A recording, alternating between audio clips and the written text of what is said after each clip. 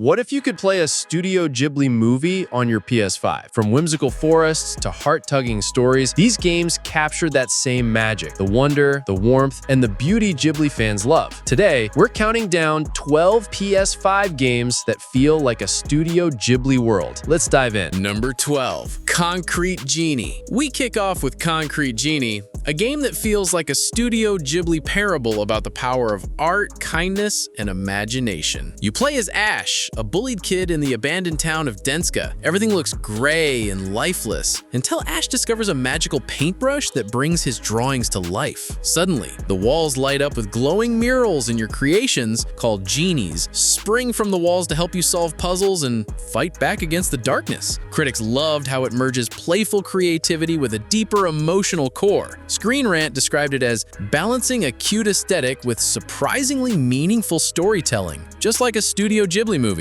And it's not just critics. Fans often compare the genies to soot sprites or Totoro's forest spirits, with one player saying, "It feels like Spirited Away if instead of a bathhouse you had a whole town as your canvas." What really sells the Ghibli vibe is that the game doesn't rely on violence. You don't fight bullies with fists or weapons. You heal the town and its people through light, color, and compassion. By the time you've covered Denska in glowing murals and friendly monster doodles, you realize Concrete Genie isn't just about painting walls. It's about restoring life, hope, and empathy. And that's exactly the kind of quiet but powerful lesson you'd expect from a Ghibli story. At number 11 is a game that looks and feels so much like a Ghibli movie that some players genuinely thought Studio Ghibli was involved. That game is Forgotten Anne. The setting is brilliant. The Forgotten Lands, a world where misplaced objects like socks, lamps, scarves, and toys become living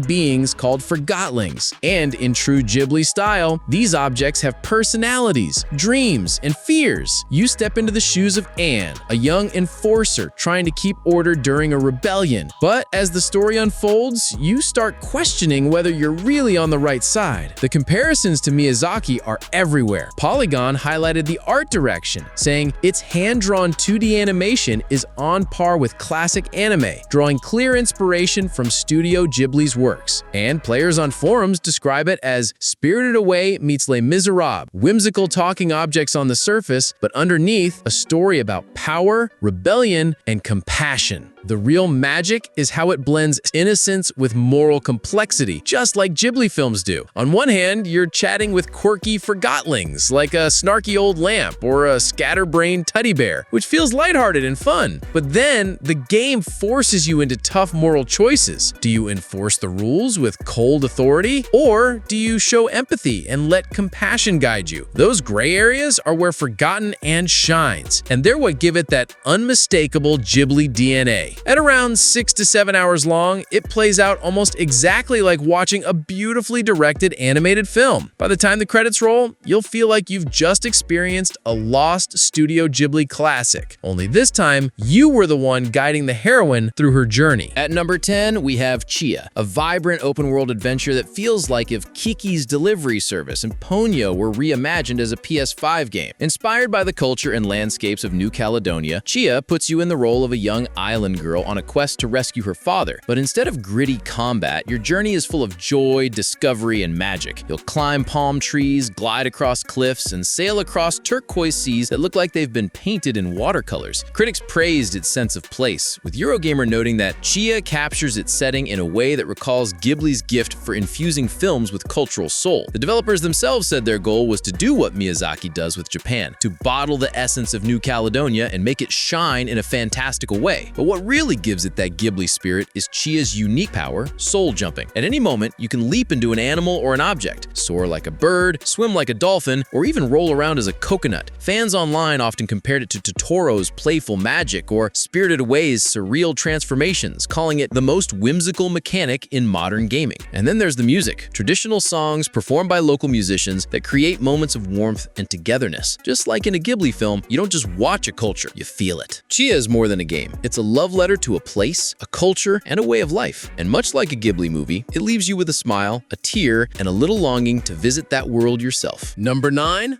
Baldo, the Guardian Owls. This game wears its Ghibli inspiration proudly on its sleeve. Developed by a small Italian studio, this action RPG looks so much like a Ghibli film that screenshots could be mistaken for storyboards from Miyazaki's team. The game follows a young boy on a quest through the land of Rhodia, exploring mystical forests, cozy villages, and ancient dungeons while unraveling a prophecy tied to magical guardian owls. Think Ni no Kuni's charm mixed with classic Zelda gameplay. The developer, Fabio Capone, openly admitted his love for Ghibli, saying, "I always dreamed about creating a game that could bring people into that kind of magical world." And visually, he nailed it. The character designs, the pastel colors, the whimsical creatures, it all feels straight out of a Miyazaki sketchbook. Critics were mixed on the gameplay. Some felt it leaned too heavily into old-school difficulty, but nearly everyone agreed the art was breathtaking. Nintendo Life wrote, "Baldo's greatest strength is its world. It's bright, vibrant, and very much Ghibli-esque in design." And fans on Reddit said things like, "Even when the puzzles frustrated me, I kept playing just to soak in the atmosphere." That's the magic here. Despite its flaws, Baldo captures a visual and emotional world that feels alive, whimsical, and timeless. Much like a Ghibli film, it invites you to slow down and simply admire the little details. The swaying trees, the quirky villagers, the soft glow of lanterns at night. For players who grew up watching Totoro or Laputa, Baldo feels like finally stepping inside one of those stories. At number 8, we're stepping into a living watercolor painting, Okami HD. You play as Amaterasu, the Japanese sun goddess, reborn as a white wolf on a mission to restore life and beauty to a cursed land. Armed with a celestial brush, you literally paint the world back to life, blooming dead trees, filling dry rivers, and slashing demons with bold strokes of ink. The art style is breathtaking. Imagine if every frame of Princess Mononoke was reimagined in traditional Japanese ink wash art. That's the look of Okami HD. Critics often describe it as a painting that lives, and it still holds up beautifully on PS5 in its HD remaster. The Ghibli DNA runs deep here. The story celebrates the balance between humans, nature, and spirits. The same themes Miyazaki built films like Nausicaa and Mononoke around. Giant mystical creatures act as guardians of the land. Villagers offer quirky humor, and there's a constant reminder that harmony with nature is sacred. Fans often point out how emotional the restoration moments are, when a dead field suddenly bursts into flowers, or when animals come back to dance around you. One Reddit player wrote, "It's the only game that made me cry just from seeing a tree bloom." With its mix of myth, art, and environmental storytelling, Okami HD feels less like a game and more like a timeless folktale. Exactly the kind of magical, nature-driven story that Studio Ghibli would bring to life. Sliding into number 7, we have Kina, Bridge of Spirits, a game that feels like Pixar and Ghibli joined forces to make an action-adventure. You play as Kina, a young spirit guide tasked with helping restless souls move on. Her journey takes her through misty forests, ruined villages, and ancient shrines, all rendered with stunning animation quality. Ember Lab, the studio behind the game, started out as an animation studio, and it shows. Every frame looks like it could be from a film. But what really screams Ghibli are the rot, tiny, fuzzy spirit creatures inspired by the soot sprites in Spirited Away and the forest spirits in Princess Mononoke. At first, the devs designed them as creepy little monsters, but after studying Ghibli's playful creatures, they reimagined the rot into the cute, giggling companions we have now. Critics loved it, with Game Informer saying Kina feels like a lost Studio Ghibli movie, blending whimsy and melancholy with jaw-dropping visuals. Fans echoed that sentiment, with one YouTube comment summing it up perfectly. It's like Totoro joined an action RPG. And it's not just cute. The game balances lighthearted exploration with a surprisingly heavy emotional story about grief and letting go. It's a lesson wrapped in beauty and magic, exactly the way Miyazaki often tells his stories. If you want a modern game that captures that perfect mix of adorable creatures, stunning nature, and a bittersweet emotional journey, Kina, Bridge of Spirits is it. Number 6, we have Spiritfarer, a game that tackles one of life's heaviest themes with the same gentle touch Studio Ghibli is known for: death. You play as Stella, a fairy master who helps animal spirits come to terms with their past and move on to the afterlife. On paper, it sounds dark, but in practice, it's beautiful, warm, and oddly comforting. You'll cook meals for your passengers, build cozy cabins on your boat, and share hugs that might just make you tear up. The hand-drawn animation is gorgeous. Thunder Lotus Games designed it like a moving picture book, with sunsets painted in pastel colors and whimsical characters who feel instantly alive. Polygon described it as a Studio Ghibli story told in watercolor, balancing whimsy with an undercurrent of melancholy. Fans constantly highlight how emotional it is. One Steam review simply read, "This game destroyed me in the best way possible." And on Reddit, players say they cried multiple times but walked away feeling strangely at peace. That bittersweet mix, joy wrapped around sadness, is pure Ghibli magic. What really stands out is that Spiritfarer doesn't treat death as an ending, but as a natural part of life's cycle. Just like Totoro or Spirited Away, it finds beauty in the transitions, in the quiet moments, and in the bonds we form along the way. It's heartfelt, cozy, and profound, a game that feels like it could have been written by Miyazaki himself. Hey, quick pause before we jump into the top 5. If you're enjoying this trip through Ghibli-style worlds, make sure to hit that like button. It really helps more fans find the video. And while you're at it, drop a comment. Which Studio Ghibli film do you think would make the best video game? All right, back to the list. Number 5 is Journey, a game that proves you don't need words to capture emotion. In fact, it feels like one of those Ghibli montages where the story is told entirely through music and landscapes.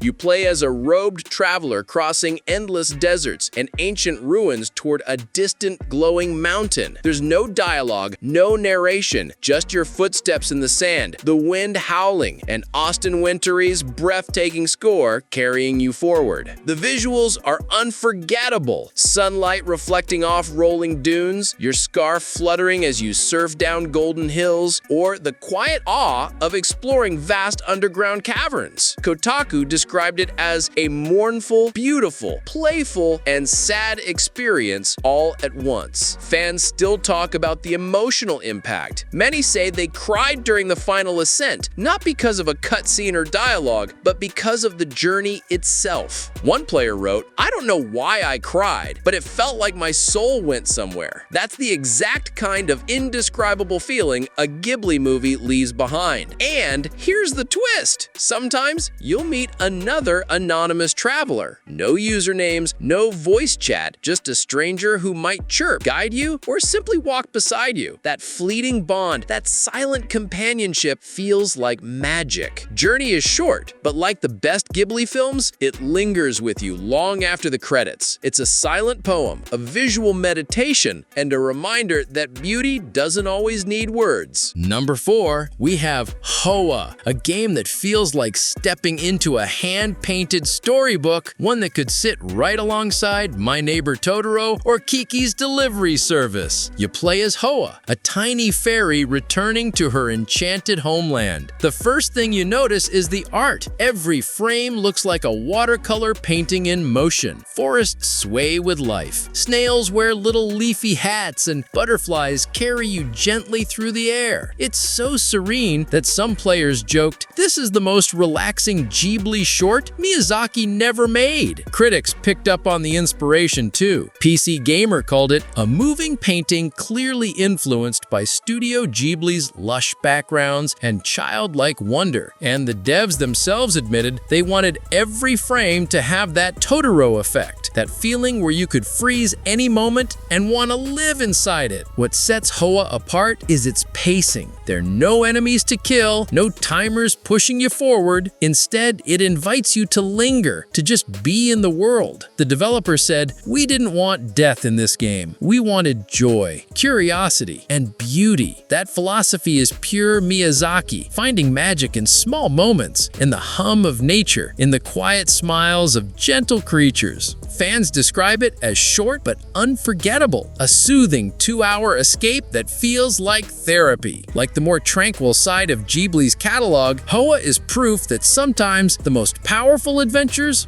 are the quietest ones. Taking the third spot is The Last Guardian, a game that feels like Ghibli's take on The Boy and the Beast. You play as a young boy who wakes up in mysterious ruins and discovers Trico, a massive, griffin-like creature chained and wounded. At first, he's wary, skittish, even a little dangerous, but slowly you earn his trust. You feed him, remove spears from his body, and learn to work together to escape. This bond is the heart of the game, and it's where the Ghibli magic shines. Trico isn't just a sidekick, he feels alive. He tilts his head curiously, refuses commands when scared, and even curls up to sleep like a real pet. One player wrote, "By the end, I love Trico more than some real pets I've had." That's Totoro energy right there. Visually, the world is hauntingly beautiful. Towering ruins draped in ivy, shafts of light breaking through crumbled ceilings, and quiet, lonely landscapes that feel both sad and magical. Kotaku's review called it a melancholy fairy tale about trust, companionship, and letting go.